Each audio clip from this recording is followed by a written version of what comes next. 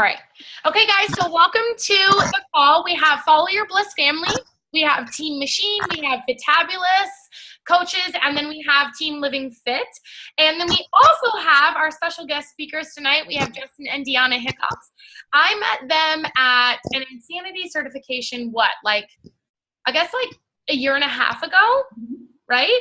Yeah. And we both live in Portland. Well, all three of us live in Portland and have seen each other at Super Saturdays, and I've kind of been following their journey. And I always think it's amazing to be able to learn from a couple who works in the business and figure out that balance, because I think that's kind of a thing that a lot of us struggle with.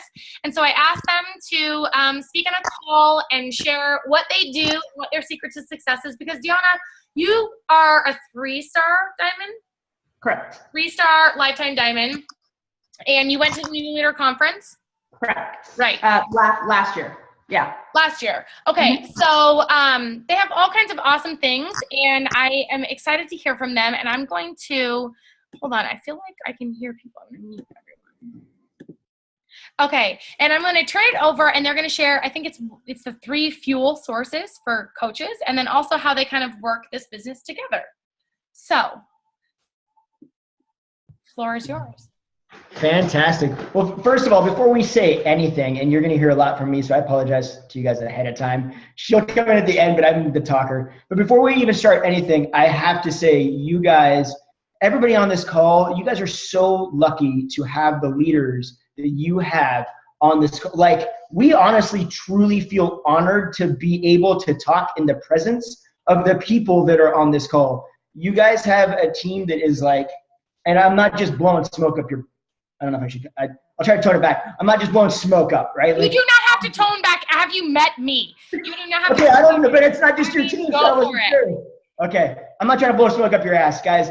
Honestly, it is, you guys have such an incredible group of leaders here. So I just want to take 1 second and just recognize the work that they're doing and the way that they're reaching out to help all of you guys. And I think it's amazing. So I want to make sure that that's said and that we don't overlook that, because it's not small. So yes, tonight we want to talk about partly kind of how we work the business together and kind of how that looks. But before we kind of get into that, I want to talk about 3 fuel sources that we all need as coaches, but really we need just in life in general. Before I get into that, I want to start with the idea that I want you guys to really understand that exceptional and extraordinary choices create extraordinary results. And I'm starting with that because I want you to really truly realize that every single person on this call, every face that I see, us, everybody, we all made an extraordinary decision. When you decided to change the way you eat, change the way you work out, start a program, get into one of these groups, when you made that decision, that was extraordinary. That wasn't a normal thing. It wasn't ordinary. And the reason I say that is because it becomes uncomfortable. It's something different. Everything in our life is here, guys, to keep us comfortable. The thermostat in your house is there to keep you comfortable. Your literally homeostasis in your body is there to keep your body balanced and comfortable. If we don't have that, we die, right? On every level, we are built to be a comfortable person, everything around us and in our environment. So when you make a choice that's extraordinary, that makes you uncomfortable, that creates the extraordinary results that we all got. I know that everybody here that did a program got an extraordinary result because you decided to share that with other people, right? Maybe you felt stronger. Maybe you lost weight. Maybe you gained muscle. Maybe you felt more confident. Maybe you just feel like you have more energy. Whatever it is, it got you results, or you wouldn't have decided to share that with other people. It got you excited about what you're doing. So what I want to do tonight is I want to share with you the story of a man that most of you probably have never heard of, who makes extraordinary decisions on a daily basis. And because of that, he's got an incredible story that I think will really resonate with everybody here. I want to tell you about a man named David Goggins. Now, David Goggins was born to an extremely abusive father, okay? He grew up, his mom, himself, and his brother got their ass beat daily from their dad. All he wanted to do when he was growing up was go to school. But David wasn't allowed to go to school because his dad owned a bar, and his dad forced David to work at the bar the entire time. So David was constantly around this tragedy that was his father and this turmoil of just being abused constantly. The only time he could find refuge was when he got out of the house, got to school, but that just never happened. And when he did go to school, as much as he wanted to be active and as much as he wanted to play with the other kids and just kind of relax for a minute, he wasn't allowed to, because for him to be active, he'd have to dress down. And for him to dress down, people would see his bruises. So that wasn't allowed. He had to have a note from his mom every day that he was there that said he doesn't dress down. He can't take place in any of these things. So long story short, finally, when David was about 15 years old, his mom made an incredible decision herself. She decided to break up with her husband, to leave him, and they decided to move. So finally, David was in a place where he was able to get out of this extremely abusive household and start to live what may be a normal life. So they moved, and it just so happened that where they moved was about 20 miles from the Ku Klux Klan headquarters. So for most of us, that wouldn't be a big deal. For David was black. So that was a big deal. And now it meant that when he left his house, he was no longer David. He had a whole new name. When he went to school, the one place that he dreamed of going, he got his ass beat there now and outside. He never got away from it. So you can imagine what that did to a guy's self-esteem, to anybody's self-esteem. When you're constantly getting called names, getting beaten, the people that are supposed to love you beat you, right? When you're running from that and that's all you're getting, his confidence took a major hit. And one day, and David looked in the mirror and he said, look, you're the only person that's going to change this. No one else is crying for you. No one else is worrying about you. You are the one that has to do this for yourself.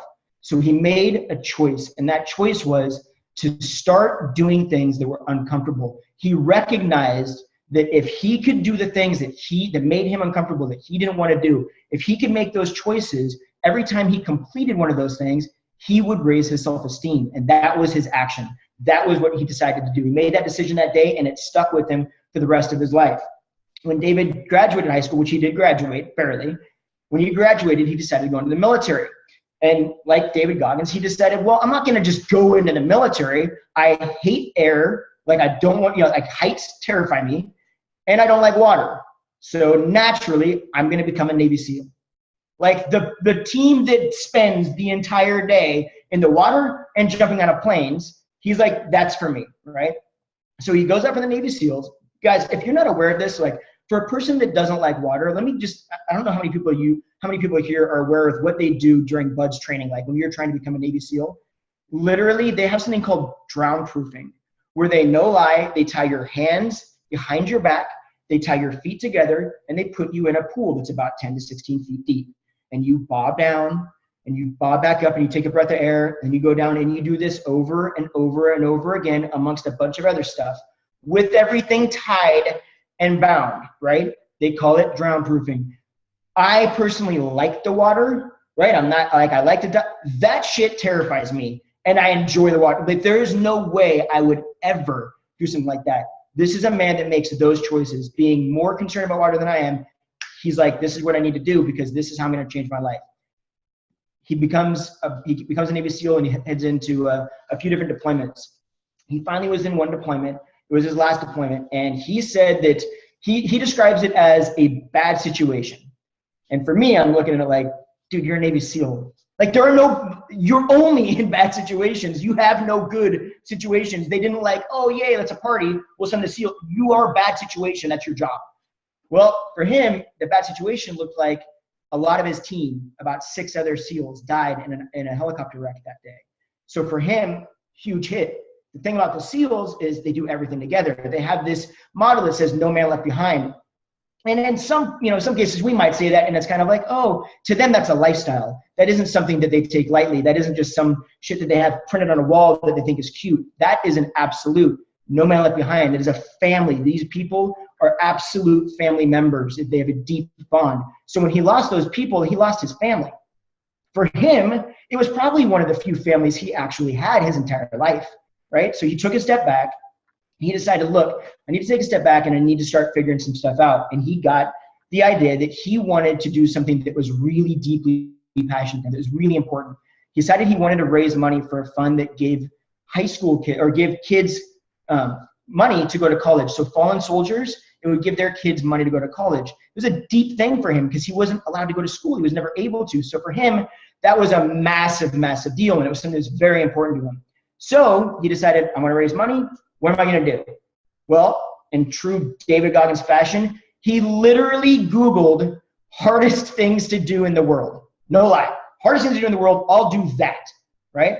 He found one of the first things that came up was something called the Badwater Marathon. And the Badwater Marathon is a literal ultra marathon. It's a 100-mile run through Death Valley in the middle of the summer. You're talking 120 degrees, no shade, bare run, 100 miles. It's insane. So he contacts the coordinator and he says, look, I want to join. I want to do your race. What do I need to do? And the guy said, well, hey, great. How many ultra marathons have you ran? David literally did not know what an ultra marathon was. He's like, I have none. They're like, well, how many marathons have you ran? 0.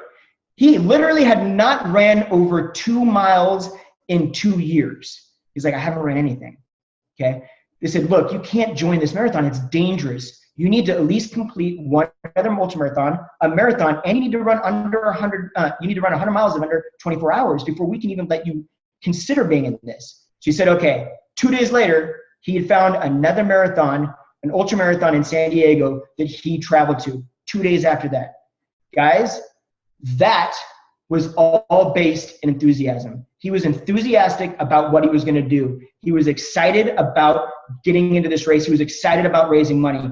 It's the same thing that every single one of us, when we started a program, when we started coaching, we had that source. We were enthusiastic. We got good results. We were excited about what we saw. We were excited about the way it changed our lives. We were damn enthusiastic about changing other people's lives. We were so enthusiastic about what we had, the ability that we had with these products and how we could change this person or that person, or how we could change our life and be able to spend more time with our family, or change somebody else's life so that they can spend more time with their family. We're really excited and enthusiastic about what's going on, but there's one big problem, and that's that enthusiasm doesn't stick around when things come up. Enthusiasm doesn't get you to the finish line. Enthusiasm gets you to the starting line. Enthusiasm is what gets you to the point where you're thinking, yeah, this is good. I'm excited about this. Let's make this happen, right?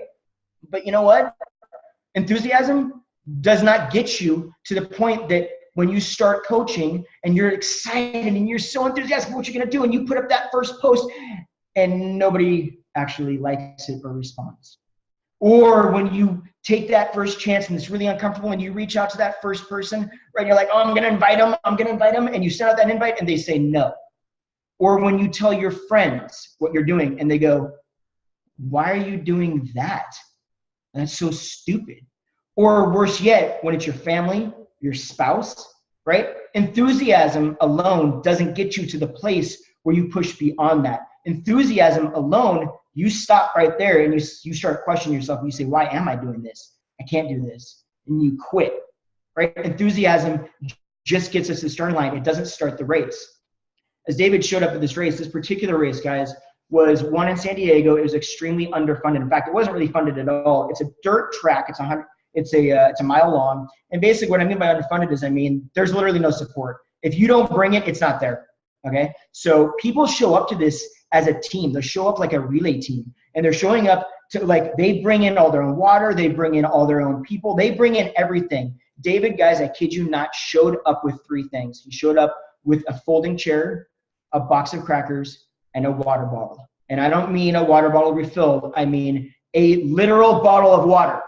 That's it. To run 100 miles when a man has not ran in a couple of years. This guy weighs over 265 pounds. He is not built to run. He brings it in himself. He sets his chair down and he sits in his chair and crosses his arm while people are walking around looking at him, trying to figure out, what is this nutcase doing here? He clearly doesn't run. This is an ultra marathon. He's not the body shape for this. He's not going to be able to do this. He's by himself. He's got a bottle of water. He's insane. This makes no sense. They're looking at him. They're talking behind his back. They're walking around, and he is 100% focused. Because, see, one thing that the SEALs are really good at is commitment. They are committed to a task. He has created in his mind that he is going to finish this race. He is going to run this run, and it's it. He's going to do it. There's no other question. Nobody around him, nobody that's going to say anything, nobody's going to look at him funny in a way that's going to deter him from the goal at hand, period. So he stands up, everybody looking at him. He's got his blinders on, and he starts running. And he's running. And I don't know, I can't say I've ran a marathon, but I have heard there is the wall, right? Everybody hits the wall on a normal marathon. David is looking at almost 4 marathons back to back that he needs to run. He's running 100 miles and he has a 24-hour period to do it in. Okay. I can only imagine a man that is over 265 pounds who is not a runner is going to hit a lot of walls on the way to his end goal. He is going to hit a emotional wall. He is going to hit physical walls. He is going to hit every wall you can come up with is going to be in front of this guy that he has to beat it down. But the thing is, like I said before, he has commitment. His commitment is what gets us to the point where we don't care when our friends say, hey, why are you pelling a shake? It's weird, right? Commitment is what gets us beyond the idea or the fear of somebody saying no, or commitment is the thing that when we are so excited about helping somebody, guys, and you're like so jacked up about you've got a coach and they're ready to build a business and you are so excited about helping them and you want it so bad and you can taste it for them and they need this more than anything. They've told you their goals, they've told you their purpose, you know their why, and it's deep and it's strong and you want it so bad for them, and you get them to the point and you're working and you're working and you're working and you're working and you guys are almost there, and then all of a sudden, bam, they're gone because their dog farted or something, I don't know, and life happened and that was all it took and they were out the door and you can't believe it, right? And you yourself have tied up your own worth in their results, right? And it's hard, and all you want to do, I'm done. Like, I can't do this. Like, what am I even do? Why am I even here? Like, I don't know that I have what it takes to lead these people to do what they need to do, right? Commitment is that why. You know their why, you have to have your why, right? We all know about whys. None of this is new stuff. We've all heard 1,000 times about your why. The problem with your why, though, guys, is your why is not enough. People always want to stop at the why. They want to stop and say, but I've got a strong why. I understand it. I'm not just doing this for fun. I have a purpose, and that's fantastic. But the purpose doesn't finish the race. The purpose gets you through a lot of walls, gets you through a lot of barriers, but it doesn't finish the race. As David, who I've said 100 times now, is a large man and not a runner, as he is running this race, okay, at 70 miles, bam, he hits the real wall. He hits the wall that most of us have not even hit in coaching yet. He hits the wall that makes him any of us would quit. Done deal. It just isn't going to happen. David sits down at 70 miles. He's got his little folding chair that he brought. He sits down. He shits himself. He pisses himself. He has broken every single small bone in both of his feet. He is going into kidney failure. He has another marathon plus extra that he has to run, and he's on a time limit. Me? That's when I quit, right? That is when even my why, a why as strong as his why, even that is not enough to push me to the point where I stand up like David and start running. David stood back up. David finished the race in just over 18 hours. He did his 100 miles in just over 18 hours. But it wasn't commitment that got him beyond something that ridiculous. I personally can't imagine standing at a starting line of a marathon with every bone in both of my feet broken, going into kidney failure, literally as uncomfortable as you can be, in more pain than I could ever imagine, standing up and saying, I want to now start this marathon. I can't imagine me being in a mental space to be able to do that. He stood up and he ran it and he finished it. And the only reason he did was not his why. It was conviction. Conviction is the third thing that's going to get us to finish the race. Guys, conviction isn't what we learn in personal development. It's not what we heard at watching a YouTube video. Conviction is what we get from being around those that have conviction.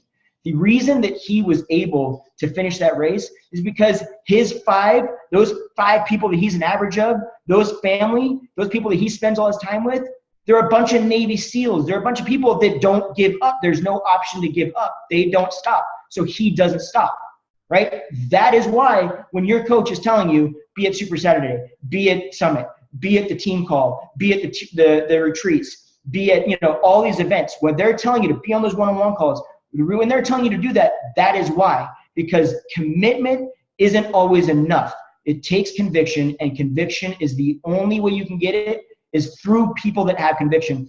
That's a large part of us working together. That's a large part of the reason that we're continuing to work together and we're continuing to coach, is because we have the conviction of each other. We have the conviction that we get from other people when we're around people that share the same passion, that share the excitement, that share the enthusiasm, right? All those things. It's none of those individual fuel sources that finish it. It's all of them combined. You have to have enthusiasm to start. You have to have the commitment to push forward, and you got to have the conviction to finish, right? And that's what we have. And the reason, I mean, it's probably wondering, like, why are you telling me a story about some badass that's doing badass things? The reason is, at the very beginning of this talk, I was explaining each and every one of us has made an extraordinary decision, right? We made extraordinary choices. This man did not finish a race because he's an exceptional runner. He didn't finish this race because he doesn't have lactic acid in his legs, so therefore he can run farther. He doesn't have some weird, like, genetic predisposition to something that allows him to be more athletic. None of that. In fact, guys, he actually found out after this that he was only using 60% of his heart. He's had a condition since he was born that only allowed him to use 60% of the functionality in his heart. And he still did all this with 40% less than the rest of us. The only reason he did it is because he continues to make exceptional, extraordinary, tough, uncomfortable decisions. He just doesn't stop making those decisions. He continues. He lives his life by that. And each and every single one of us has that same opportunity. You've already done it once. You made the uncomfortable decision to start a program. You made the uncomfortable decision to join a challenge group, to eat different, to start coaching, to set that first coach post out, to invite your first person, to start your first team call, to do whatever. You made those uncomfortable decisions. You got uncomfortable, and they're all getting you the results. So the thing is, you just have to continue making those uncomfortable decisions. If we can get all of those things put together, that's where we actually have the ability to finish this race. I'll let Dionna talk about how we work together, but I can say that I remember, and I know everybody on this call remembers a time, I remember the time specifically, it was different for both of us, where we each individually gained the true commitment to what we were doing, where we actually realized, look, I've heard about what coaching can be, but I don't know that it's really something I can achieve. And then you have that moment that shifts everything, and you truly recognize, oh my gosh, I know what I can do with this. Not only is that available, but that's available to me. Like, I have the ability to do it. And that is, we both had that moment. And I'm telling you, everybody that I've ever talked to that was a successful coach, all these leaders on this call had that moment where they recognized there's no other option. It was going to happen, and it could happen. And that was the time where everything shifted. And then once we got that commitment, and you start sharing the conviction because you're around people with conviction, from then on, it's just continuing to make those choices. Mm-hmm. That makes sense? Yes. Okay. Totally. So, like, when he talks about conviction, and we are so fortunate and blessed to have one another, because, guys, you know, I don't know about you guys, but there are some days you're like, oh, I don't want to invite today. Oh, I don't want to get my workout today. And I'm so blessed. We're both so blessed that we have one another, because luckily our days that we don't want to do something are not the same days. So there's days I'm like, I don't want to do this. He's like, but you're going to do it, and vice versa. And so we're very blessed. With that said, we do hear a lot like, gosh, you guys are so fortunate. You guys do it together, and your spouse is so supportive. It must be amazing. No. Well, you guys want to be not always the case. Like, we are very blessed in the way that we have one another. But as you can see, we're very different. Like, speaking on calls makes me very nervous. It comes very naturally to him. He loves throwing F-bombs. I like to save them for special occasions. He's tatted up. He looks like he's been, I don't know. He might have done some time. I'm not really sure. But, you know, but that's what makes us unique. And honestly, what we found that works for us working as a team is just being willing to fail. We fail all the time. When we were new coaches together, we thought, gosh, you know, we've got this group or this demographic that we need to really hone in on and help. And what we realize is he's talking to a bunch of 40-year-old women with teenagers. And he's just like, I can't relate to that. Whereas I'm like, I'm all about it. Where I'm like, I can't talk to men and guns and cars because I don't really care, you know? And so really finding your true voice and being genuine to you and still being able to come together to support one another and to support your accountability groups, but being genuine to who you are is so, so important. Yeah, I think the key on this, guys, is the reason. It's funny because we get actually asked, not a ton, but quite often, to talk about how are you guys working this as a team, because there's not a lot of like husband and wife teams in Team Beachbody. And so they're always kind of curious and like, well, tell us how this functions. And it always comes from the place of like, there must be some secret sauce to it, right? Kind of like just coaching in general. And that's kind of why we like to talk about it, because we're like, no, there's absolutely nothing, like all the same issues, all the same concerns. I so wish that I could say, oh, you know what's the key factor here? We just do these things, right? No, in actuality, we fail all the time. We just continue to say, look, it's not going to be pretty. Most of the time it's not going to be pretty. It's going to be frustrating. We want to quit all the time, right? Like, I'm not going to lie, that stuff comes up. It's not always roses and pretty skies and all that stuff. It's sometimes tough, right? But at the end of the day, we're committed and we have conviction, and we're just going to keep on pushing. And that's what keeps us going. It doesn't mean that it's easy all the time. It means that it's worth it. It's just like the programs, man. You don't step up, jump into an exercise program, do one day, and all of a sudden look exactly or reach your goals, look exactly how you want, or whatever it is. You do it over and over and over and over and over. And some days you do better than other days, but you just continue to do it. And eventually one day you wake up and you're like, man, what happened? Done, right? Like, that's how it goes. We do the exact same thing. Yeah. There's nothing really special about it, I guess. Yeah, and I would say I would go one step further and really celebrate, like when you can kind of have that mental shift of looking at failure as a good thing, it's mind-blowing. I'm like, man, I failed big today. That was awesome, because every failure is a learning opportunity. You're learning what to do. You're learning what not to do. You're learning, who you're honing in on, who you should talk to, and what way you should share. And I think that really finding failure as like an opportunity and truly a blessing and a good thing is so important, guys. Absolutely. Now, with all that said, there might be some things that we're unaware of, right? So if you guys have any questions at all about, anything, we would be more than happy to try and answer anything, maybe give some insight. Maybe there are some things that we're doing, we're unaware that we're doing until we get asked. And we go, oh yeah, I guess we do that. I just said do that. No, terrible. Okay. But does anybody have any questions at all regarding anything? So if you guys want to type your questions in the chat box, that way we can make sure we don't skip anybody. So I'll just kick it off by saying, can you guys hear me okay? My son's cartoon is super loud. You're good. His YouTube or something. Well, you guys are an incredible, awesome, inspiring couple, and I love that you guys run your business together. My husband and I started our business together as well. He's kind of like now behind the scenes, more of my support, but it's awesome to see that you guys work together. I knew you were a power couple, but it's super evident now. But I just wanted to touch on something that to me, is a very common theme with everything that you're saying. And it's you can tell that you do your personal development. You can tell that it's like, while you understand that this business is all the opportunities that it offers, that it's hard, and you embrace failure. You're not afraid to fail, but the majority of people are not really like that. So my question would be, do you have like that one, you might have two different ones, your one favorite personal development for people who are afraid to fail? Oh, that's a good, I already know. Go. You already know. Okay. It's basically, okay, go. So literally the book that changed my life, and it's no secret, I'm sure most every coach has read it, but the only difference that I would recommend, so it's You're a Badass by Jen Sincero. The only difference that I think maybe I do is, I heard from, I'm horrible with names, so I can't remember, but they said instead of reading like 9 good books once, read one really good book 9 times. And that's literally what I've done. Like I'm audible all the way, because guys, we work full time as well. And I've got teenage kids, and right now my son's in 2 sports. He's crazy. I don't know what's up with him.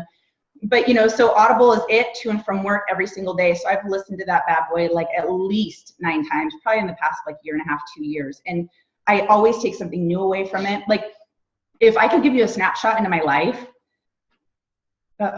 like 2.5 years ago, 3 years ago, I wasn't the same person. Like he was always into health and fitness, not me. I was like a shell of a person. Like I don't even know how he put up with me because I just had like no confidence. I didn't believe in who I was, right?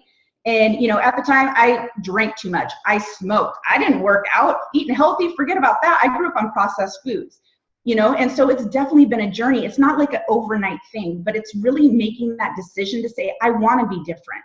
I want to change. I want to be happy. But then you have to take the steps to do it. You can't wish for it. You have to work for it. And so that means like doing some of those things that are uncomfortable by, you know, listening to personal development that I thought was like totally woo-woo at first. And I'm like, this is crazy, but I'm going to give it a shot. And then it started like things just started clicking a little bit. And then I'm like, gosh, there's something to this. And people that I really love and respect really promote this. So there has to be something to it. So it's definitely a journey, but yeah, you're a badass. Totally. All the way. Absolutely. And that's actually one of my favorite books as well. Right now, I'm currently reading The Art of Not Giving an F. I won't say it, but which I actually like. I think that's kind of a similar feel in some ways, but it's, I don't know. I don't want to say that it's more like guy, you know, like it's more brash. Yeah. But one book that I actually really liked, it is not a personal development book, but I'll tell you why I like it. I had to actually find the name of it again. It's If at Birth You Don't Succeed. Okay. And what it really is it's actually not a standard personal development book. It's a story about a kid that was pretty much against all odds. And he just kind of, he makes fun of himself a lot. I mean, he's got a lot of medical issues, and he makes fun of himself a lot, and he just pushes through it. And it's that, to me, that kind of stuff is inspiring. It's not about necessarily learning a new skill all the time for me. Sometimes it's about like, really, I'm whining about, you gotta be kidding. I'm whining because I was talking to somebody about a challenge pack, and now they're not interested. Like I'm mad about that. And this kid's going through all of this stuff, and he's got a big old smile on his face, and he's hitting it head first. I've gotten like, why am I even talking about this? Like I need to learn grateful, you know, to be grateful. And so stuff like that, I think shifts the mind a lot, and sometimes, you know, at some points too, but that's a great one. I love that. What was it called again? If at birth you don't succeed? If at birth you don't succeed. Okay. It's so true though, right? I mean, in this business, we focus on some of the most tedious things, and then you read something like that and it puts everything into perspective, and it's just a quick little mindset shift. I know myself too. We all get stressed out when it's like, you know, the 31st of the month and we've got 4 Success Club points and it's like 11:59 on the East Coast and we're sweating. I get it. And then they hold the order because it's a Wednesday, and you know. yeah, exactly. Yeah, right. You're like, the order was there. Where did it go? Right. And then we really, you know, take a moment to breathe and realize that, like, you know, some of this stuff is so silly. Does anybody else have any questions? They're just that good. Like, I could just listen to you guys all night. It's nice to meet you guys. Me too. I have to admit this. Like, I've been dealing with a shoulder injury since back in June. And so a few weeks ago, I decided to pop in some hip hop abs. So I feel like I already know you. It was awesome. Yeah. You did a little tilt, tuck, and tighten. I sure did. I love it. I love that program. It was awesome. We've got some questions. Okay. So how do you balance coaching with your full-time jobs? Good question. Oh, good question. Good question. So I work a 40-hour work week. I work 5 days a week. And so really, guys, I get up early. I get up at 4 a.m. every morning. I get up, I get my workout done, and then I get to work. And then I get ready for work. I go to work, and my lunchtime, I go to work.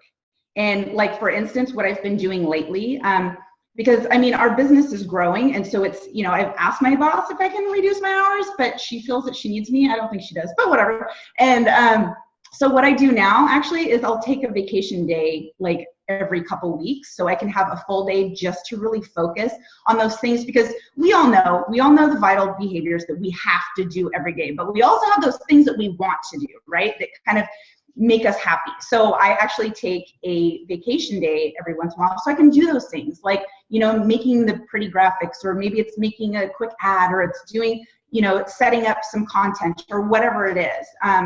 Because truly it's like, this is a passion, guys, and how amazing that we get to like change our lives by changing other people's lives. So, you know, it's a little bit of sacrifice now, you know, in the way of sleep, but it's absolutely worth it. And, you know, if you want to build a business and change your life and change your family's life and change other people's lives, a little bit of sacrifice now, and sky's the limit.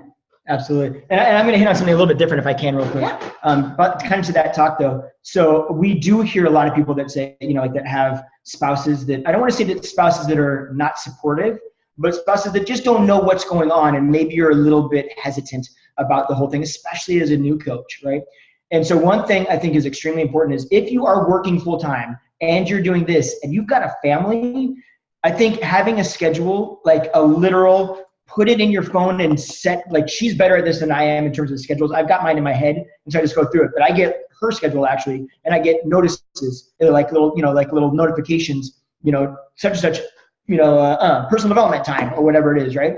But having that schedule and sticking to it. And the reason being is, we need to be efficient, right? If we're not being efficient with our time, we're just wasting time. And it's really easy to get caught up in the Facebook feed, the scrolling, stuff like that. We know those things that we have to do, those, not just there's the vital behaviors, but we know this specific, real, absolute vital behaviors without a question cannot, you know, invite starting conversations, etc. have to be done, right? We know that. So as long as we can make sure that we get through those things at bare minimum, and ideally get through all of it, but the only way we can do that is if we know what time we're doing it. And also, then when it's time, you schedule in literally family time, right? And when you schedule in that family time, especially with your spouse, you put your damn phone away and you have family time so that they know, look, you're working this and you're building this, but they still have a place in this. This isn't all about you just doing this with your phone like we all want to do for the entire day, because it's so easy to get so involved in a challenge group or in those messages or in just talking, checking into Facebook, whatever. It's so easy to do. So I think, you know, being efficient with the time and really like, hey, I'm going to do, you know, invites from this time to this time. And if you don't get through all the invites, you move to the next thing, or, you know, or you, but whatever it is, you've got to just, okay, I'm dialing in and I'm sticking to it. And I have to, because I can't let my invites and everything else roll into family time. And then all of a sudden have a spouse that's pissed off and doesn't understand why I'm doing this and I'm not seeing anything yet. And now they're really unsupportive. So that's my only soapbox talk. And Tanya, I'm just like you. I've got, like, I sat down and I got on my Google calendar and I color coded everything. I'm like,